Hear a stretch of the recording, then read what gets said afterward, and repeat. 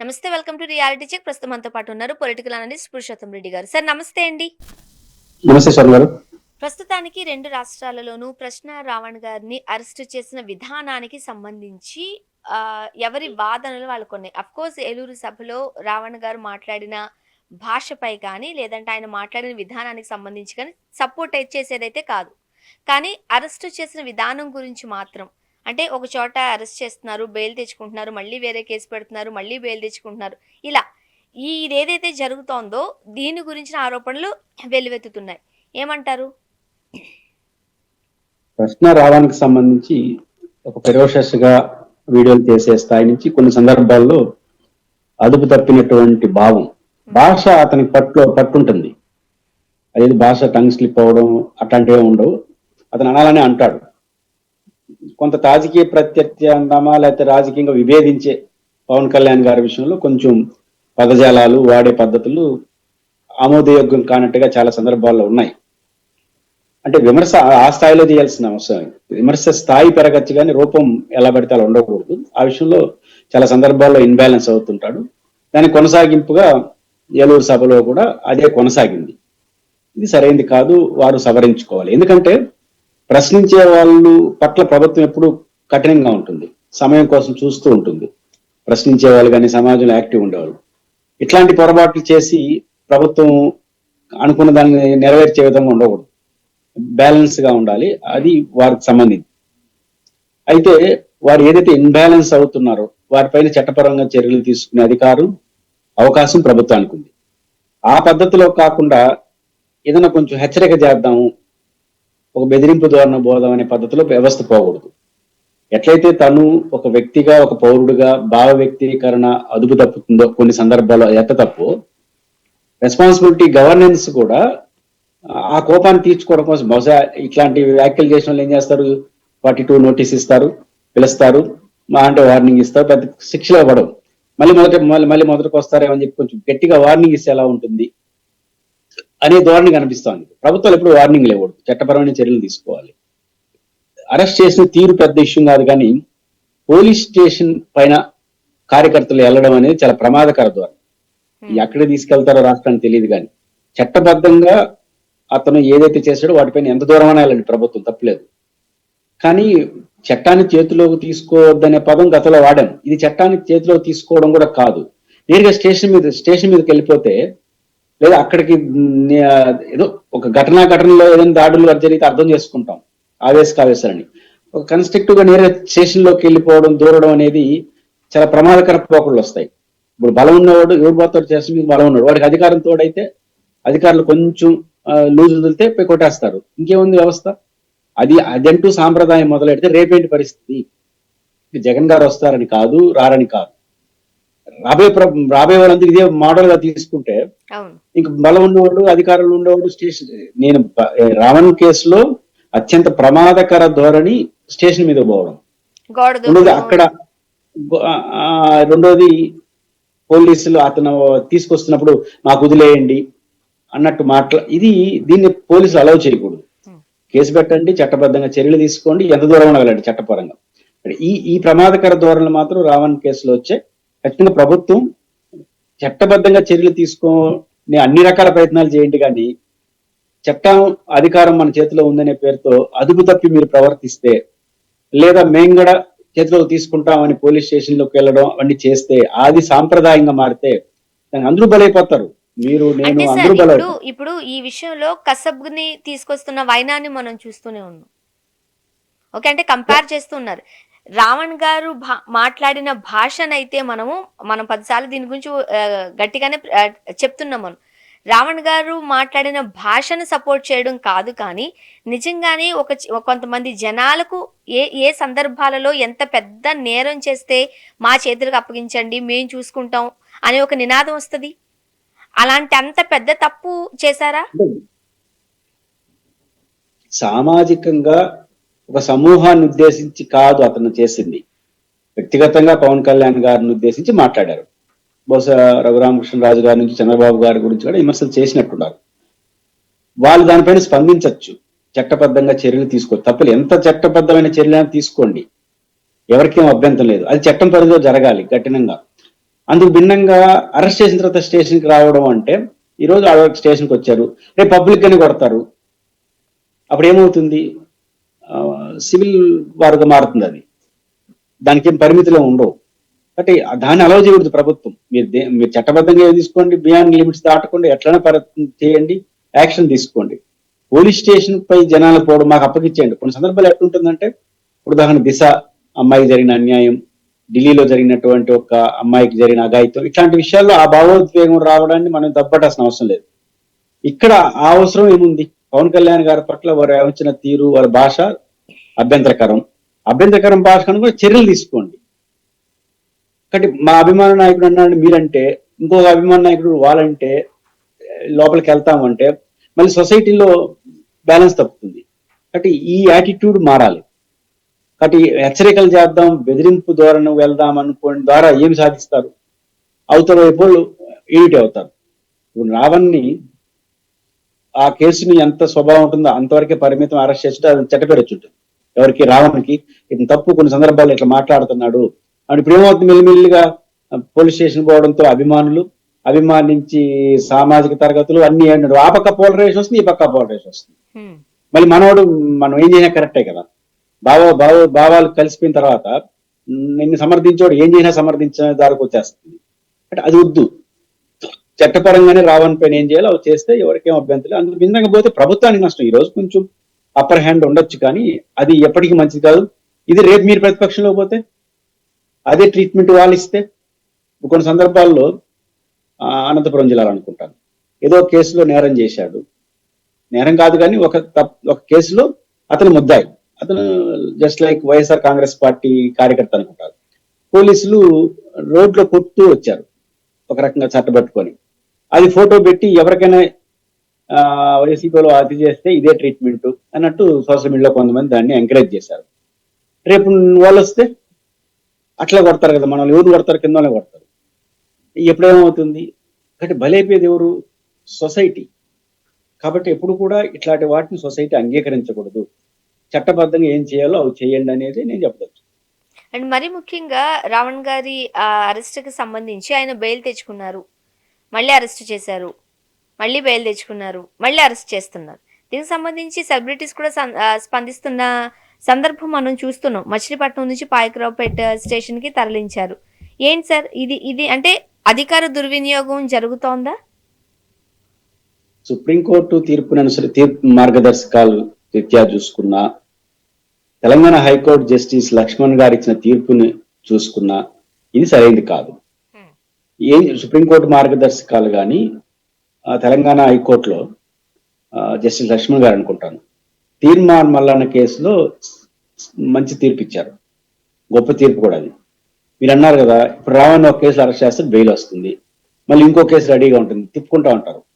రెండోది 7 సంవత్సరాలు లోబడి శిక్ష పడే కేసు కింద అరెస్ట్ అయ్యారనుకో 60 రోజుల వరకు బెయిల్ ఇవ్వకుండా ఉండడానికి అవకాశం ఉంది విచారించే పేరుతో.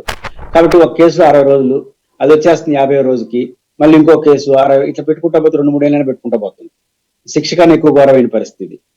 అట్లా తీర్మానం వల్ల రాష్ట్రం అంతా కేసులు పెట్టి తిప్పుతా ఉంటే అప్పుడు లక్ష్మణ్ గారు ఇచ్చే తీర్పు ఏంటంటే, మల్టిపుల్ స్టేషన్ లో మల్టిపుల్ కేసులు ఉన్నప్పటికీ ఇందులో మల్టిపుల్ ఏ ఒక్క స్టేషన్ లో ఏ ఒక్క కేసు కింద అరెస్ట్ చేసినా మిగిలిన మల్టిపుల్ స్టేషన్ లో రిజిస్టర్ అయినటువంటి కేసులన్నిటి కూడా ఒక్క చోటే విచారించి చట్టబద్ధంగా ముందుకెళ్ళమని చెప్పింది. 60 రోజులు బెయిల్ ఇచ్చి పంపమని. 7 సంవత్సరాలు లేదా ఆపైతే 90 రోజులు. ఈ తీర్పు స్పష్టంగా ఉంది. ఆ తర్వాత లక్ష్మణ్ గారు జస్టిస్ మన తీర్మానం మనల్ని బయటకు వచ్చినాడు. అప్పుడు కూడా టీఆర్ఎస్ ప్రభుత్వం అనుకుంటా చెప్తా ఉంది రాష్ట్రం అంతా ఒక కేసు అయిపోయిన తర్వాత. ఇది లక్ష్మణ్ గారు తెలంగాణ హైకోర్టులో ఆ తీర్పు ఇచ్చారు. అది అందరికీ సార్వజనిక తీర్పులే కదా ఇవన్నీ. కాబట్టి ఇది వల్ల అవుతా ఉంది. రెండోది, ఇప్పుడు దీనికి యాడికి ఎందుకు తీసుకెళ్తాం? 60 రోజుల్లో 7 సంవత్సరాలు లోబడి శిక్ష పడే సెక్షన్ కింద అరెస్ట్ అయి ఉంటే 60 రోజుల్లో బెయిల్ ఇచ్చేవాలి. ఆ పైన శిక్ష పడే కేసులు 90 రోజుల్లో బెయిల్ ఇచ్చాలి. కానీ సెక్షన్ 90 రోజులు వచ్చేపెట్టి 80 రోజుల పాటు ఒక సెషన్ లో అరెస్ట్ చేసి లోపల పెట్టుకొని మళ్ళీ ఇంకో కేసు పెట్టుకుంటా పోతా అంటే ఒక 5 స్టేషన్లు అనుకుంటే దాదాపు 400 రోజులు సంవత్సరం పెట్టేవచ్చు శిక్ష పడకుండానే, నేరం నేలకుండానే అయిపోయింది. జీవితం మటాష్ కదా. ఇది కరెక్ట్ కాదు.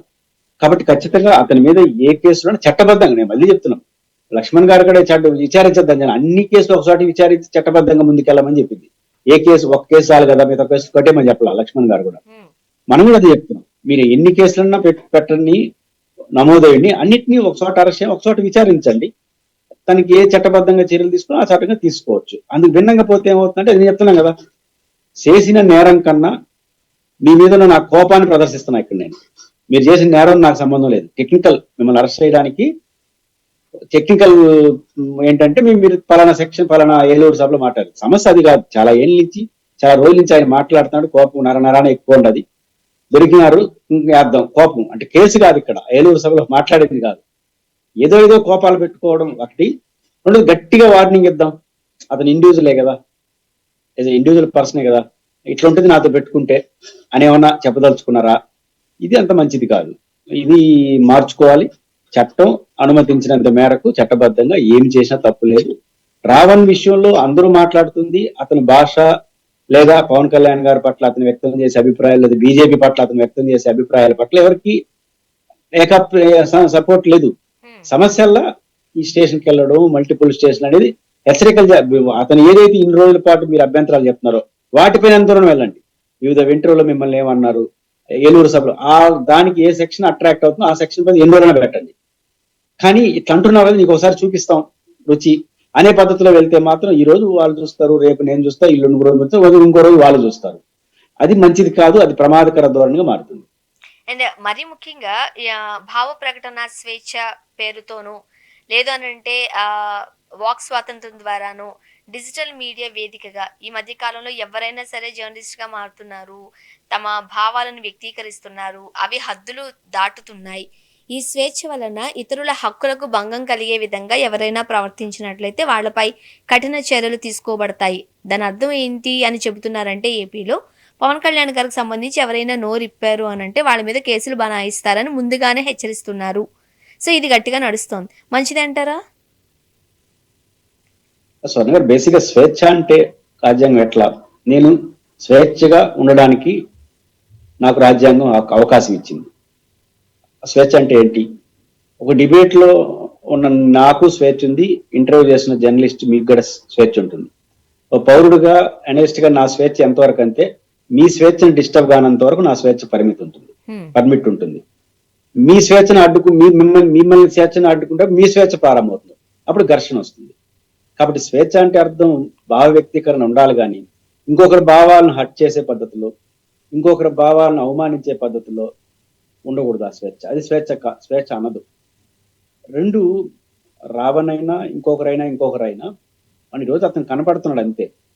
ప్రధాన రాజకీయ నాయకులు ఆంధ్రప్రదేశ్లో మాట్లాడుతున్న భాష ఏంటి, మాట్లాడుతున్న పదాలు ఏంటి? రోల్ మోడల్ గా ఉండాల్సిన రాజకీయ నాయకులు అట్లా ఉంటున్నారా? చాలా పరుష పదజాలాలు వాడుతున్నారు కదా. సహజంగా ఒక మోడల్ గా ఉండేవాళ్ళు చూసి నేను కూడా నేర్చుకుంటాను, నన్ను చూసి మీరు చూసి ఇంకొకరు. ఇప్పుడు సోషల్ మీడియాలో పవన్ కళ్యాణ్ గారు ఏదైతే ఈ క్లారిటీగా చెప్తున్నారో, ఒక విభాగాన్ని ఏర్పాటు చేశామని చెబుతున్నారో, అదే పవన్ కళ్యాణ్ గారు మాట్లాడిన వ్యాఖ్యలు, పంచెలు ఊడదీసి కొడతామన్న మాటలు, చెప్పు చూపించి మాట్లాడాలు, అంటే కొన్ని మనమైతే మాట్లాడలేం కూడాను. ఒక రకంగా చెప్పాలంటే నా కొడకల్లారా, ఈ కొడకల్లారా అని మాట్లాడడం, మొన్నటికి మొన్న పంత నానాజీ గారు జగన్మోహన్ రెడ్డి గారిని ఉద్దేశించి వాడు వీడు అని మాట్లాడడం. అంటే ఈ వ్యక్తిగత స్వేచ్ఛ, భావ ప్రకటన స్వేచ్ఛకి సంబంధించి హద్దులు ఉన్నాయా? ఒకరైతే ఏమైనా చేయొచ్చు, ఇంకొక వర్గం వారు ఏం చేసినా కేసులు పెడతారా? ఇప్పుడు మీరు చెప్పిన వర్డ్స్ కి భావ ప్రకటన రాదు. అవే భావ ప్రకటన స్వేచ్ఛ కాదు. అది మా ఇష్టం వచ్చేట్టు మాట్లాడతామని అదుపు తప్పిన ప్రకటనలు. అది భావ ప్రకటన స్వేచ్ఛ కాదు, వాక్ స్వాతంత్రం కానే కాదు. అది కేవలం వ్యక్తిగతంగా హద్దులు దాటి మాట్లాడమే. అదే రాజకీయ నాయకులు రోల్ మోడల్స్ గా ఉండాల్సిన వాళ్ళు అట్లా మాట్లాడిన తర్వాత యూట్యూబ్ లో పనిచేసే వాళ్ళు, ఇండివిజువల్ గా పనిచేసే వాళ్ళు కూడా అదే అదుపు తప్పే ప్రయత్నం చేస్తుంటారు. మోడల్ గా ఉండే అట్లా ఉన్నప్పుడు కింద వాళ్ళు ఎట్లుంటారు? జనసేన కూడా అర్థం చేసుకోవాల్సింది, మీ ప్రతినిధులు కానీ కొన్ని సందర్భాల్లో పవన్ కళ్యాణ్ కానీ పరుష పదజాలను వాడారు. దానికి వారు ఇచ్చే సర్టిఫికేట్ ఏంటి? వైసీపీ వాళ్ళు చేయలేదా అంటే మేము చేసింది కరెక్ట్ అని చెప్పరు. వాళ్ళు చేయలేదా, వాళ్ళు ఏమంటారు వీళ్ళు చేయలేదా అంటారు. ఇద్దరు కలిసి తెలుగుదేశం చేయలేదా అంటారు. ఇంకా ముగింపు ఎక్కడికి? కాబట్టి నేను చేసిన కరెక్ట్ అని సమర్థించుకునే వ్యాఖ్య కరెక్ట్, వాళ్ళు అన్నారు కాబట్టి మేము కూడా అన్నాం అనేది బలహీనత. ఇప్పుడు చాలా వరకు ఒక అభ్యంతరకర భాష వాడు, మన నానాజీ విషయంలో పవన్ కళ్యాణ్ గారు అది చెప్తుంది, ఆయన వాడింది కరెక్ట్ కాదు కానీ వైసీపీ వాళ్ళకి అదే కరెక్ట్ అంటే అర్థం ఏంటి? మేము చేసింది కరెక్ట్ కాదు, ఎందుకు చేశారంటే వాళ్ళు చేసినట్టు మేము చేసినాం అంటే తప్పించుకోవడానికి చేసే మాటలు. కాబట్టి మీరు చేసే వ్యాఖ్యలు మీరు కూడా సమర్థించుకోలేకపోతున్నారంటే దట్ మీన్స్ ఎంత బలహీనత ఉంది మన వ్యాఖ్యలు అనేది వాళ్ళు అర్థం చేసుకోవాలి. ఒకటి స్వర్ణ గారు, బేసిక్ గా అధికారంలో ఉన్న స్వేచ్ఛ, సమానత్వం అనేది, ఎక్కువ సమానత్వం కొంతమందికి అంటారు కదా, అట్లా అధికారంలో ఉండే వరకు ఎక్కువ సమానత్వం ఉండొచ్చు, కానీ అది మంచిది కాదు. ఈ రోజు మీకు అధికారంలో ఉంది, మీరు చూపిస్తారు, రేపు ఎవరు నష్టపోయేది? ఎవరి మీద కక్ష సాధింపులు వచ్చాయి, వాళ్ళందరూ వాళ్ళు రేపు అధికారంకి వస్తే వాళ్ళందరి మీద వాళ్ళు పడతారు. అది డెమోక్రసీకి మంచిది కాదు కదా. చట్టం ఎంతవరకు ఉపయోగపడుతుందో ఆ మేరకు మీరు అధికారంలో ఉన్నారు కాబట్టి మీరే విచారించే అధికారుల చేతిలో ఉంటారు కాబట్టి ప్రభుత్వం ఫాస్ట్ గా యాక్షన్ తీసుకోవాలి తప్ప ఇట్లాంటి వ్యవహారాలు ప్రోత్సహించిన, సమర్థించిన అధికారంలో జరిగిపోతుంది. తర్వాత మూల్యం చెల్లించుకునేది ఎవరు? ఎవరైతే ఇప్పుడు మనకు అధికారం ఉందని యాక్టివ్ ఉంటారో ఇట్లాంటి విషయాల్లో వాళ్ళు రేపు మూల్యాన్ని చెల్లించుకుంటారు. అది వారు దాన్ని సిద్ధపడితే మనం చేయగలిగిందేముంది. అండ్ మరోపక్క సార్, సాయికృష్ణ తల్లి విజయలక్ష్మి గారు ఈరోజు మ్యాజిస్ట్రేట్ ముందు హాజరయ్యారు. తన ఆవేదనంతా బయటపడుతున్న నేపథ్యం మనం చూస్తూనే ఉన్నాం. ఎప్పటి వరకు బూడిద కూడా ఇవ్వలేదు. ఇలాగే కనుక చేసినట్లయితే నేను పెట్రోల్ పోసుకుని తగలబెట్టుకుంటాను అంటూ తన భయాన్ని, తన ఆందోళనను వ్యక్తం చేస్తున్నారు. ఏం చెప్తారు? నిజంగా ఆ ఘటనలో ఆ వ్యవస్థ ఎవరైతే స్టేట్ ఉందో, పోలీసులు కావచ్చు, ఆ కృష్ణలంక పడమటలంక పోలీస్ స్టేషన్ పరిధిలో జరుగుతున్నటువంటి వ్యవహారాల్లో అతను చనిపోవడం అని మనం అనుకున్నాం. చంపబడ్డాడని ప్రభుత్వం కేసు పెట్టింది, ఆయన సస్పెండ్ చేసి జైల్లో పెట్టున్నారు. స్టేట్ మర్డర్ అని మెన్షన్ చేసినారు. ఈ మొత్తం ఎపిసోడ్ 40 రోజులు జరిగినట్టుంది అతను పట్టుకొచ్చినప్పటి నుంచి. కానీ వాళ్ళ తల్లి చాలా సార్లు పోలీస్ స్టేషన్కి వచ్చినప్పుడు ఏదో ఒక సమాధానం చెప్పు ఉండాలి, స్వాంతన చేసి చర్యలు. చట్టం అతని పైన యాక్షన్ లో రాజీపడని చెప్పను, అతను ఏం తప్పు చేస్తే అతని పైన చర్య తీసుకోవచ్చు. కానీ వాళ్ళ తల్లి వచ్చినప్పుడు ఆ తల్లికి ఇవ్వాల్సిన సమాధానం చట్టబద్ధంగా ఇవ్వాలి, నైతికంగా ఇవ్వాలి. ఇవ్వలేదు. ఇప్పుడు చివరికి పలానా వాళ్ళు చనిపోయారు, సావు కారణం అని చెప్పి హత్య కారణంగా ప్రభుత్వం కేసు పెట్టింది. సాక్ష్యాలను చెడిపేశారు అంటే అర్థం ఏంటి? బుడిదిగా లేనట్టే కదా లెక్క. చాలా మంది ఏమంటారు, సాక్ష్యాలు చెడిపోయినారంటే ఆ సీసీ కెమెరాల్లో ఫుటేజ్ చెడిపేశారు. అది కాదు, అది సాధారణ విషయం ఇట్లాంటి కేసుల్లో. కానీ సాక్ష్యం చెప్పేసినారంటే ఆ అబ్బాయికి సంబంధించిన ఏమి ఆనవాళ్ళు లేవని అర్థం చేసుకోవాలి. కాబట్టి ఆ తల్లి కోరిక ఎట్లా తీరుస్తుంది? ఎవరైనా చనిపోయినప్పుడు దహన క్రియలు అంటాం, అది చాలా పవిత్రంగానే భావిస్తారు. పుట్టినప్పుడు ఎంత సాంప్రదాయంగా తీసుకుంటారో తెలియదు, కానీ మరణించినప్పుడు అదే చివరి చూపు కాబట్టి చాలా సాంప్రదాయబద్ధంగా చేస్తారు. వారికి భావోద్వేగాలు ప్రదర్శిస్తారు. సహజంగా ఆ తల్లికి ఆ కోరిక ఉంటుంది, దాన్ని నెరవేర్చాల్సిన బాధ్యత ప్రభుత్వానికి ఎవరైతే ఉన్నారో. కానీ లేకపోతే ఏం చేయాలి అనేది మౌలికమైన ప్రశ్న. చెప్పాల్సిన చోట చెప్పింది, బహుశా వారి కోరిక నెరవేరుతుంది అన్నప్పుడు కనపడట్లేదు, ఉండి ఎరికి అది చేస్తుండేవాళ్ళు. కాబట్టి అది తీరని కోరిక ఆ తల్లికి. కానీ బట్ ఇట్లాంటి ఘటనలు ఇంకొకరికి జరగకుండా చూసుకోవాల్సిన బాధ్యత ప్రభుత్వం మీద. ఆమె సూటిగా ప్రశ్నిస్తున్నారు, ఈ లాకప్ డెత్ వెనుక ఉన్న పెద్దలు ఎవరైతే ఉన్నారో మరి వాళ్ళను అరెస్ట్ చేయరా అంటే తనకు కొంతమంది మీద అనుమానం ఉందా? కొంతమంది మీద ఎందుకు తప్పించుకునే ప్రయత్నం జరుగుతోంది అంటూ తనకు డౌట్స్ ఉన్నాయి అనుకోవాలా? దీని వెనకాల ఎవరున్నారో మనం చెప్పలేము, ఆధారాలు లేవు. కానీ పెద్ద మనుషులు ఉన్నారా, చిన్న మనుషులు తెలియదు, పెద్ద సంఖ్యలో అయితే పాల్గొన్నారు. ఎందుకు? టాస్క్ ఫోర్స్ వాళ్ళు తీసుకొచ్చి అప్పగిచ్చారు. చాలా మంది ఇన్వాల్వ్ అవుతున్న టాస్క్ ఫోర్స్ అందరం పోయి వస్తుంది. 2, హాస్పిటల్ పోలీస్ స్టేషన్ చుట్టూ ఉన్న సీసీ కెమెరాలు ఎక్కడైతే రిలేటెడ్ ఉన్నాయో అవన్నీ ఫుటేజ్ లేవు, వీడియో ఫుటేజ్ రికార్డ్స్ లేవంటున్నారు. 2, ఆ చనిపోయిన వ్యక్తి ఏమైనా తెలియదు, శవమయ్యాడా లేకపోతే బూడిదిగడ లేకుండా చేశారా అనేది ఎవరికి తెలియని అంశం. 2, మే 1st వీక్ లో విచారణ ముందు సిట్ వేశారు కదా, దాని ముందు ఏఎస్ఐ మీరే ఒక ఇంటర్వ్యూలో చెప్పారు, మేము 7వ తేదీ 8వ తేదీ చూసాము పోలీస్ స్టేషన్ లో ఈ సాయిని అని చెప్పారు. అంటే అర్థం 6, 7వ తేదీలో నాడు ఉన్నారు, కానీ కోర్టుకి చెప్పలేదు ఇప్పటివరకు. ఆ ఏబిఎస్ కార్పొరేట్ పిటిషన్ ఆఫ్టర్ 6 తర్వాతనే వేసింది, కానీ కోర్టుకి ఏమి చెప్పలేదు. ఇంత బలంగా ఒక సిఐ చేయగలడా? ఆయన వెనకాల ఇంకోరిన ఉండారా? 2 రకాలు. అంత బలంగా ఒక సిఐగా చేయగలడా అనేది ఒక అనుమానం అయితే, మల్టిపుల్ పర్సన్స్ ఇన్వాల్వ్ అవ్వని ఇవన్నీ చేయలేదు. ఒక రోజులో అన్ని ఆయనవే సీసీ కెమెరాలు ఆపేసి ఆయనే పోయి అవన్నీ చేయలేడు కదా. కాబట్టి మల్టిపుల్ గా చాలా మంది ఇన్వాల్వ్ అయినారు ఈ కేసులో అనేది అర్థం అవుతుంది. ఇంత గోప్యంగా ఉంచంటే పెద్ద తలకాయలు ఉన్నాయని లేనిపోయిన అనుమానాలు మళ్ళీ వస్తాయి. కాబట్టి ఖచ్చితంగా వాళ్ళ తల్లికి కోరే అవకాశం ఉంది కదా. ఒకటి, ఏదో సందర్భంలో నేను ఒక విద్యార్థి శ్రీ చైతన్యలో చనిపోయినాడు, నేను వారితో పాటు ప్రెస్ మీట్ లో పాల్గొన్నాను. మనమైతే ఒక లాజికల్ గా మాట్లాడతాం, అలవాటు ఉంది. ఆ తల్లిదండ్రులు అన్నది ఏంటంటే చనిపోయినానికి కారణం ఏంటో వాళ్ళు తెలియదు. చనిపోయాడు పిల్లోడు ఆ కాలేజీలో, ఎవరు చంపారు, ఎందుకు చంపారో తెలియదు. ప్రెస్ మీట్ లో తల్లిదండ్రులు అన్న మాట ఏంటంటే, బంగారు 10వ తరగతి పిల్లోడు, బంగారు లాంటి పిల్లోని పోగొట్టాం, ఎలా చనిపోయాడు, ఎవరు చంపారో తెలియకపోతే జీవితకాలం ఏమైంటుంది అని కలతో చచ్చిపోతాం మేము. ఎలా చంపారో, ఎవరు చంపారో నాకు కనీసం చెప్పండి అన్నారు. అట్లా ఉంటాయి భావోద్వేగాలు. కాబట్టి ఇట్లాంటి విషయాల్లో మనం ప్రభుత్వం సీరియస్ గా ఇట్లాంటి విషయాలు అటెంప్ట్ చేయాలి.